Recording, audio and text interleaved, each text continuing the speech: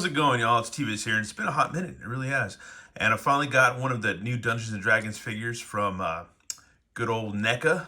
Ooh, Neca. It's evil action figures, it says on the box. Kind of reminds me of the old Gary Gygax books from the old D&D TSR games and stuff.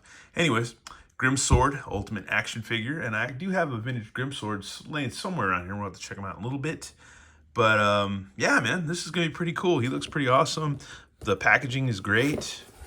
It's really not bad. Not going to keep the box as usual, but if you're going to keep the box, it's kind of worth it, man, because it's really nice packaging. Let's see, Grimsword. Grimsword Evil Knight is a mighty warrior and fierce fighter. He hopes to rule the land someday.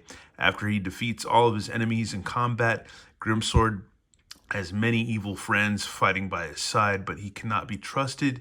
He will betray or fight anyone in order to gain power.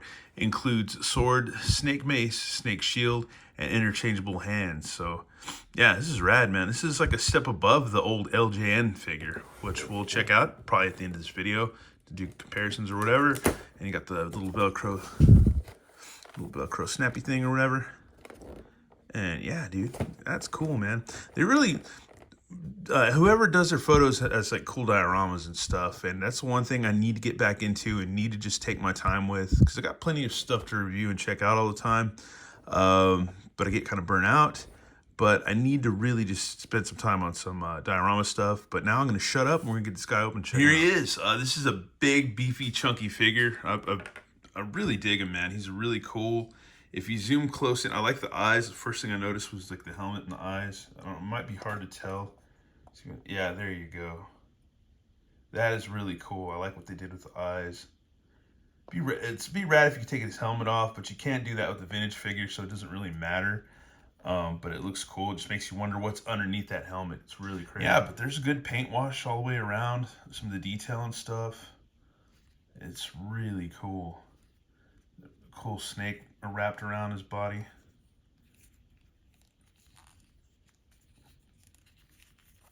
Just his elbow pad thingies or whatever. Just all his armor. Articulation seems pretty decent. We'll have to work him out a little bit. But yeah, it's not too bad.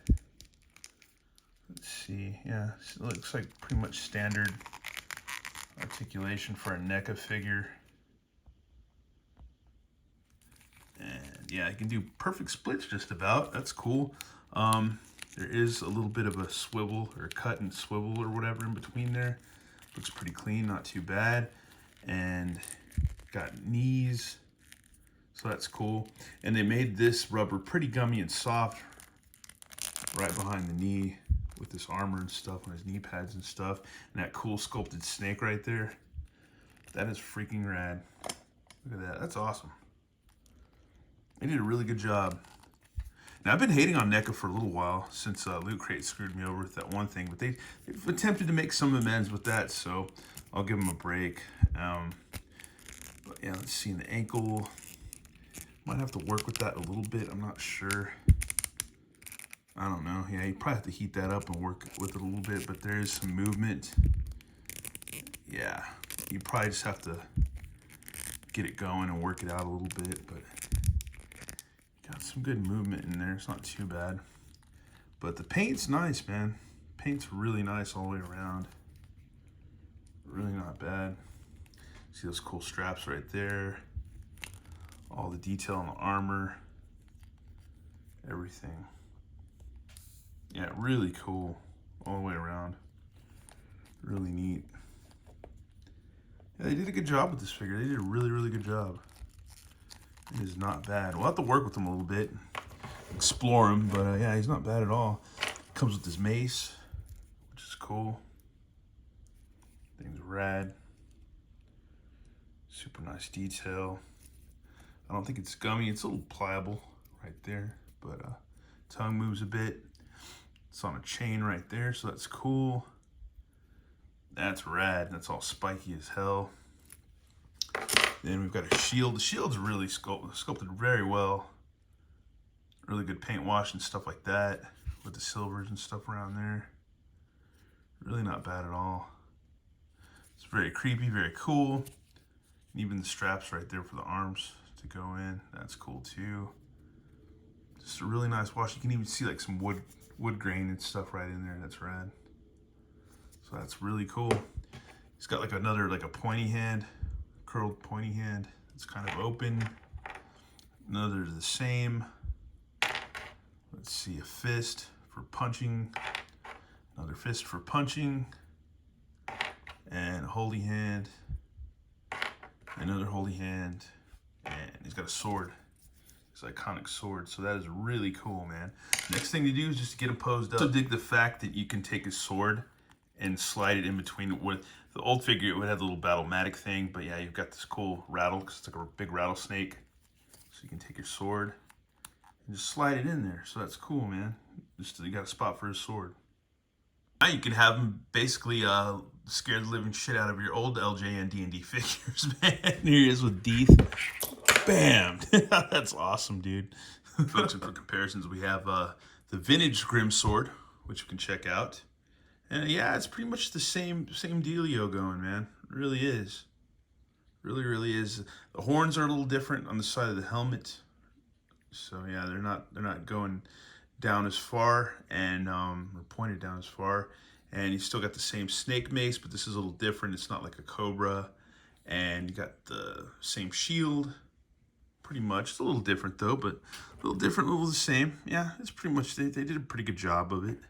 And the sword, pretty much the same sword. Not quite. It's a little different, man. Yeah, it's a little different, to be honest with you. And I think you still have the same battle-matic feature, so that's cool. Which this one doesn't, but the old school one does, so yeah. So very cool. I'm one of the few proud owners of a complete Grimskull, so that's our Grimsword. I keep calling him Grimskull, but Grimsword. Overlords can give me crap about that forever. But yeah, man, it's a cool figure, and we'll do some more comparisons in a second. And for size comparisons, we have a few figures here for just varying scales. We have like the 4-inch McFarlane Superpowers Rebirth Wonder Woman. We have Diana from the Hasbro Dungeons & Dragons animated line. And then we have He-Man from Masterverse. So that gives you a whole bevy of options of how this figure scales up and stuff. And I think it's cool too that I think he's out of scale with like maybe the Hasbro D&D, but I think it's awesome because you need them to face an old school D&D character that, you know, that's that huge and menacing and scary and gnarly. I think it totally works perfectly. And yeah, and for closers, is this figure perfect? Hell no. Is he pretty badass? Hell yes. But watch out for loose ankles. It's a heavy top heavy figure, so you're gonna have, if you got loose ankles on your, most of these are probably gonna have loose ankles or just weird ankle issues and stuff. Just because of his feet and all that, and just the way they're kind of shaped too. And it's Neca, so Necas are always far from perfect. They're good figures, not bad. They always look great, but they always have their issues somewhere, you know, shape or form. Most figures do. Anyways, yeah, that's it for this review. Let me know what you think in the comments. I think it's freaking awesome, and I can't wait for War Duke, man. This is a line I would definitely keep collecting if they keep up with it. Anyways, thanks for watching on. Have a good one. All right, later.